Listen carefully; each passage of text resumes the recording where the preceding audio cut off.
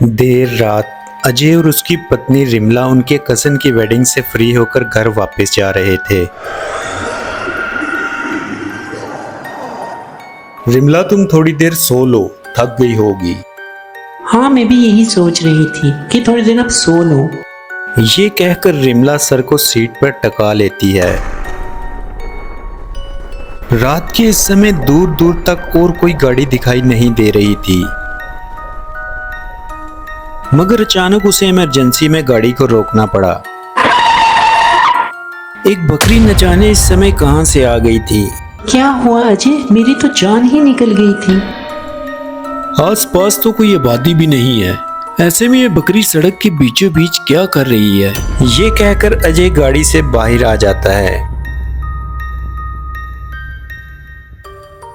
वो उस बकरी को पकड़कर सड़क से नीचे जंगल की तरफ को उतार देता है, मगर कुछ दूर जाने पर एक और मुसीबत इनका इंतजार कर रही थी। अब ये क्या मुसीबत है यार? इतने बड़े दरख्त, इनका हटाना तो नामुमकिन है। अजीब बात है ना, कोई बाढ़ नहीं, कोई लैंडस्लाइडिंग नहीं, ऐसे में ये दरख्त सड़क पर आए कैसे? अभी वो ये सब सोच ही रहे थे कि उनकी गाड़ी जोर जोर से हिलने लगी। अचानक ये सब होता देखकर दोनों बहुत ज्यादा घबरा जाते हैं, मगर ये कौन कर रहा है वो नजर नहीं आता। इससे पहले कि अजय गाड़ी वहां से निकालता, एक आदमखोर जिन बिल्कुल उनकी फ्रंट स्क्रीन के सामने था। वो दोनों अब खौफ से बुरी तरह कांपने लगे थे और वो जिन किसी भी तरह इन्हें गाड़ी से बाहर निकालना चाहता था, मगर अच्छी किस्मत के सुबह की रोशनी फूटते ही वो गायब हो गया। अजय प्लीज मुझे जल्दी से घर ले चलो। तुम डरो नहीं, देखो सुबह हो चुकी है और अब हम बिल्कुल सुरक्षित हैं। मैं कोई और रास्ता लेता हूँ।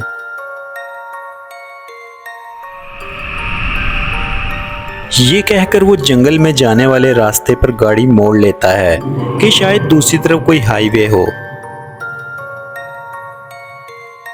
जंगल का वो कच्चा रास्ता इन्हें सीधा एक गांव में ले आता है, मगर इस गांव में इन्हें कोई दिखाई नहीं देता सिवाय हर जगह टूटी हुई गाड़ियों के। वो दोनों ये देखकर बहुत हैरान होते हैं और एक जगह जाकर रुकते हैं।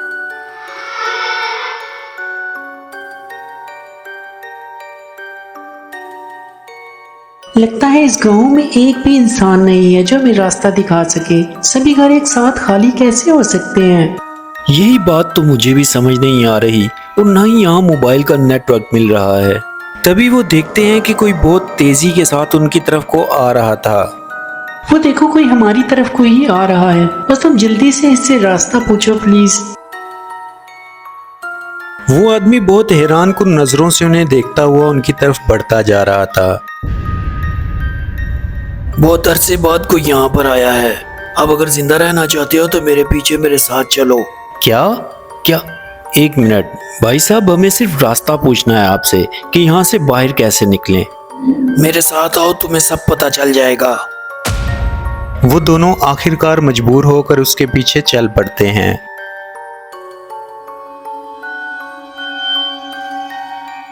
वो इन्हें अपने साथ एक पुरानी और टूटी फूटी हवेली में ले जाता है, जहां और भी कई लोग मौजूद होते हैं और छोटे बच्चे भी। इनमें से कुछ लोग कई महीनों और कुछ कई सालों से यहीं कैद थे। इनकी कहानी भी रिमला और अजय के साथ होने वाले रात के हादसे से मिलती जुलती थी। तभी एक बूढ़ी औरत इन्हें एक साइड पर ले जाकर बताती है, तुम यहाँ आए नहीं, लाए गए हो इस चक्रव्यूह में जो उन्होंने बनाया है।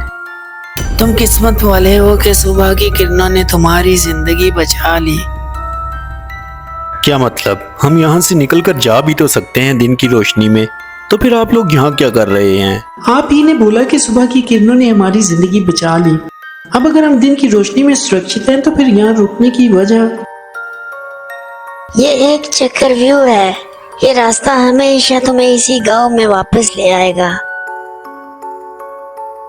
हम सभी अब सिर्फ इस हवेली में ही सुरक्षित हैं, क्योंकि ये हवेली सालों पहले एक तांत्रिक की हुआ करती थी, जिसने अपने मंत्रों से इसे पाक किया था। अब रात होते ही खौफनाक आवाजों ने बस्ती को घेर लिया था।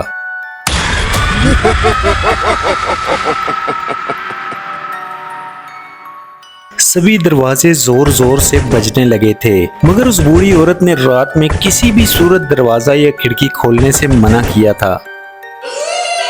वो दोनों 2 दिन से नहीं सो पाए थे। तभी वहां बैठे बैठे उनकी आंख लग जाती है।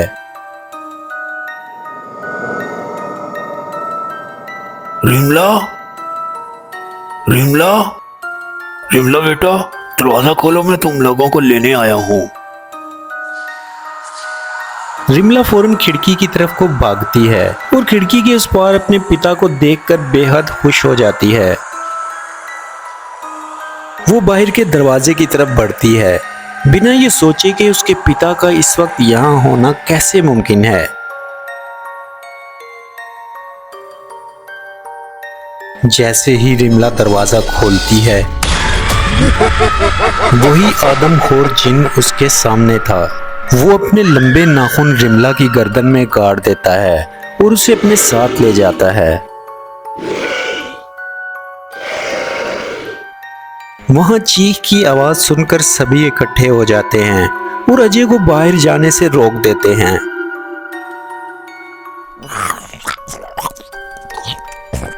एक छोटी सी गलती रिमला की जान ले लेती है। अजय अब बहुत अकेला पड़ चुका था। इसके कानों में बार बार रिमला की चीख सुनाई देती थी और वो उसका बदला लेना चाहता था। तभी उसे उस बूढ़ी औरत की बात याद आती है, क्योंकि ये हवेली सालों पहले एक तांत्रिक की हुआ करती थी, जिसने अपने मंत्रों से इसे पाक किया था। वो अब रोज हवेली में कुछ ऐसा तलाश करता जिसकी मदद से वो उन दुष्ट आत्माओं का खात्मा कर सके। आखिरकार 1 महीने के बाद उसे उस तांत्रिक की तलवार मिल जाती है, जिसके साथ उस तांत्रिक ने शायद कुछ लिख कर भी रखा हुआ था। अजय वो दोनों चीजें निकाल लेता है। इस कागज पर तलवार की शक्तियों के बारे में लिखा हुआ था। जिसके पास भी ये तलवार रहेगी उसे कोई बुरी शक्ति नहीं छू सकती।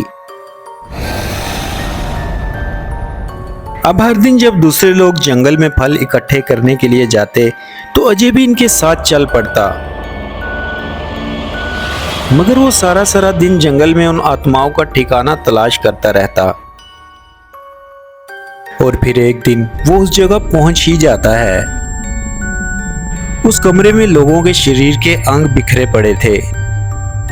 उस शाम वो वापस नहीं जाता और उस गुफा की तरफ जाने वाले रास्ते में छुपकर बैठ जाता है।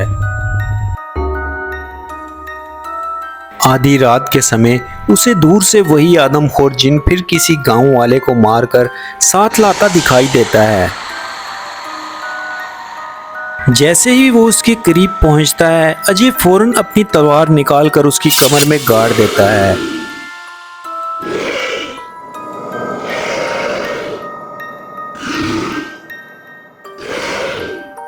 उस आदमखोर जिन के मरते ही दूसरी आत्माएं भी जलकर भस्म हो जाती हैं। अब अजय उस जिन का सर लेकर बस्ती वापस चला जाता है,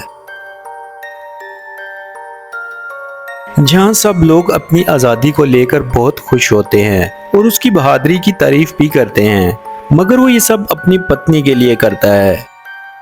अगले दिन सब बदल चुका था। अब मोबाइल का नेटवर्क भी मिलने लगा था और वो सभी लोग खुशी खुशी अपने घरों को लौट रहे थे, सिवाय अजय के, क्योंकि अब वो अपनी बाकी की जिंदगी अपनी पत्नी रिमला की याद के साथ इसी गांव में ही गुजारेगा। हमारी हौसला अफजाई के लिए चैनल को जरूर सब्सक्राइब करें।